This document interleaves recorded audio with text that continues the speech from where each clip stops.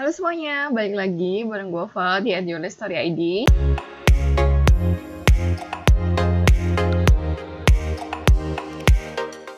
Nah, teman-teman semuanya, sebelumnya aku mau minta maaf dulu, soalnya ini update-nya itu kayak telat gitu ya, kan harusnya seminggu sekali antara hari Kamis, Jumat, Sabtu gitu. Ini kan lagi bencana corona, dan memang sih bencana corona ini menyebabkan banyak orang itu tidak bekerja sebagaimana mestinya, begitupun aku. Tapi alasan telat update itu nggak karena si corona ini sih, karena gue kan lagi bulanan, terus bulanan-bulan ini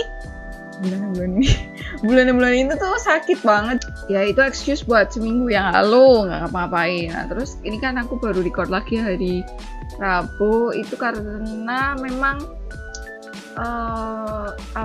jujur ya, pertama aku agak lumayan kepikiran, soalnya kan aku di zona merah dan memutuskan untuk nggak pulang ke kampung halamanku. Jadi aku mau record tentang lem ini. Sebenarnya aku sudah record, cuman kayak aku kurang kata pengantar, jadi harus aku record lagi kayak gini. Jadi aku akan kasih pengantar tentang lem. Aku sudah review merek-mereknya, dan aku kayaknya hanya bilang kalau lem itu jangan beli yang terlalu murah, karena yang terlalu murah biasanya fumes-nya itu kencang dan bikin perih. Tapi yang harus kalian tahu adalah begini, lem itu bukan faktor nomor satu yang menyebabkan eyelash-nya orang itu akan awet atau enggak.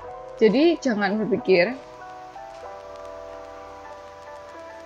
kalau misalnya nih, setelah aku pakai lem yang super mahal ini, terus ini katanya bersertifikat Korea, bersertifikat USA, kalian akan mendapatkan hasil yang kayak bakalan 100% pasti semuanya akan tahan sekitar 1 bulanan, atau mungkin ekspektasi kalian ada yang lebih dari itu.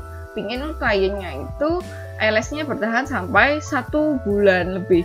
Nah ini tuh tetap bergantung pada gimana sih perawatan dari klien kamu sendiri. Apakah dia itu kegiatannya banyak yang renang, banyak yang nge-gym, banyak yang di luar ruangan, berkeringat, dan sebagainya. Apakah kamu itu nempelnya sesuai dengan teknik? Apakah kamu mencelup lemnya ini dengan benar, menggunakan lemnya itu sesuai takaran yang seharusnya? Apakah kamu menyimpan dan memperlakukan lemnya itu sendiri sesuai dengan yang seharusnya? Itu tetap berpengaruh ya. Hal-hal sekecil itu dapat mempengaruhi tingkat kawetan. Jadi nggak dengan kamu menggunakan lem yang aku tunjukkan ini maka akan senjata rahasianya udah diungkap, udah tinggal beli lem yang ini terus pasti akan mendapatkan hasil yang seperti ekspektasi kalian. Nah itu enggak.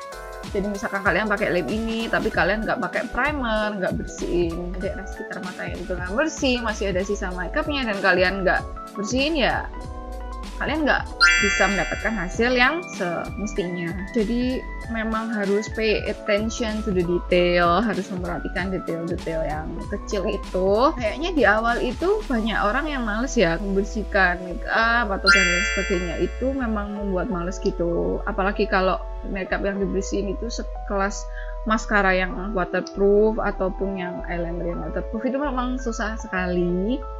Tapi jadikanlah ini kebiasaan, dan nggak perlu nggak perlu panik kayak aduh dia datang pakai maskara, aduh ini bikin lama, aduh aku gak yakin ini bersih nggak ya. Jadi jangan panik, kalian cukup pakai makeup remover yang oil based, kalian berikan ke dia, silakan meminta kliennya untuk membersihkan sendiri. Karena kan kalau dia yang bersihin kan dia tega ya, dia gosok aja gitu. Kalau kita yang bersihin kan harus pelan-pelan, nggak berani neken dan lain sebagainya, makanya jadi lama. Jadi nggak usah diambil pusing, kayak pasti ada jalan yang lebih enak gitu.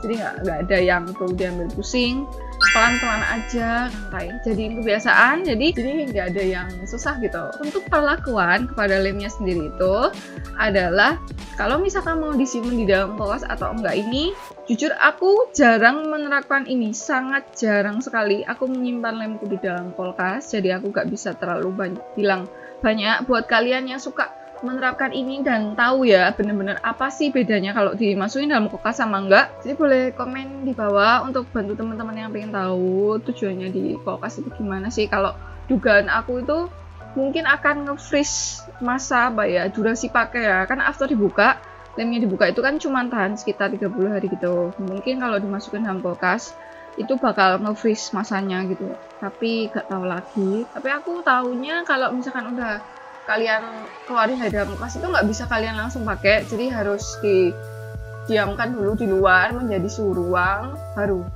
bisa. Jadi kalau misalkan kalian ada klien jam 10 itu jam 7 udah harus keluarin. Jam 7 iya, sekitar 3 jam cukup sih. Kayak gitu. Terus untuk lemnya sendiri nih, setiap kali kamu mau meneteskan harus dikocok dulu sekitar paling enggak 20-30 detik. Kemudian untuk di awal hari kayak sebelum kalian memasang klien yang pertama itu harus dikocok sekitar 1-3 menit. Aku sarankan tuh rentaknya 1-3 menit. 3 menit bagus, kalau males minimal 1 menit harus kayak gitu.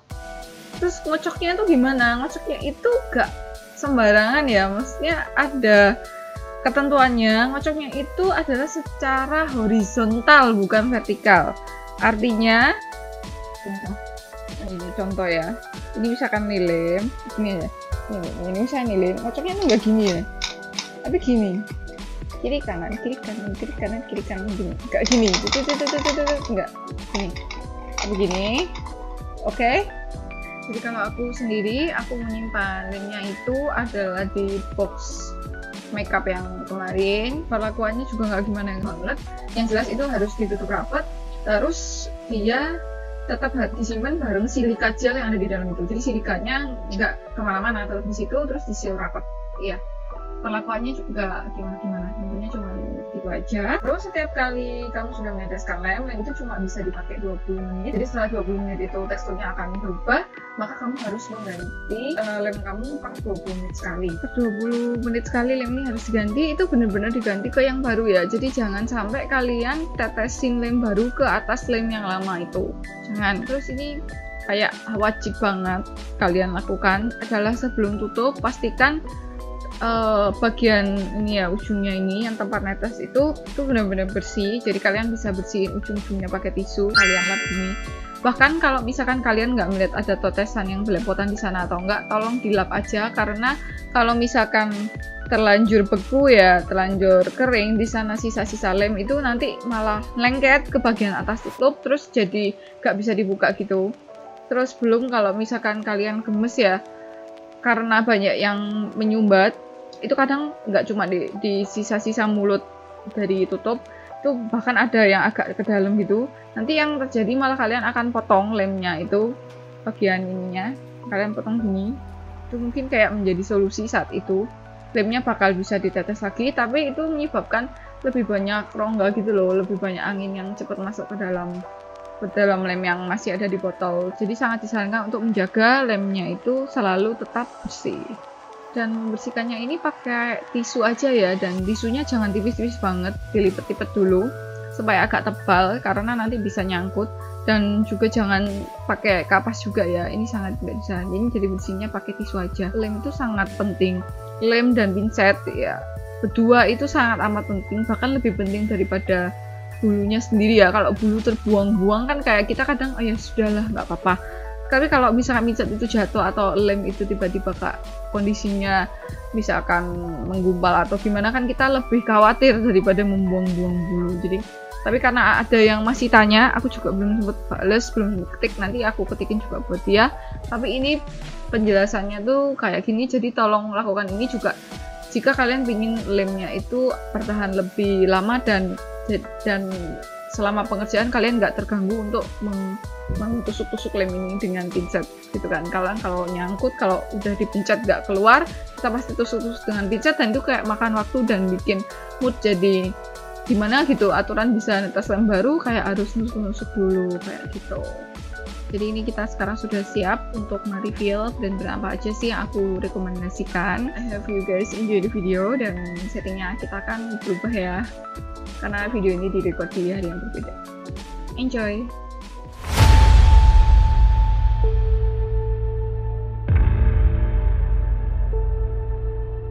Nah, udah tiba saatnya untuk kita mereveal nama merek-merek apa aja yang merupakan rekomendasi dari aku. Pertama, lem X ini. Yang kedua, bentuknya sih mirip sama lem yang aku gunakan. Semenjak aku menemukan lem ini, aku udah nggak pernah ganti-ganti lem lagi. Selain dia tuh aman di mata sensitif, fumesnya nggak ada. Ini nggak ada fumesnya, mata sensitif aman,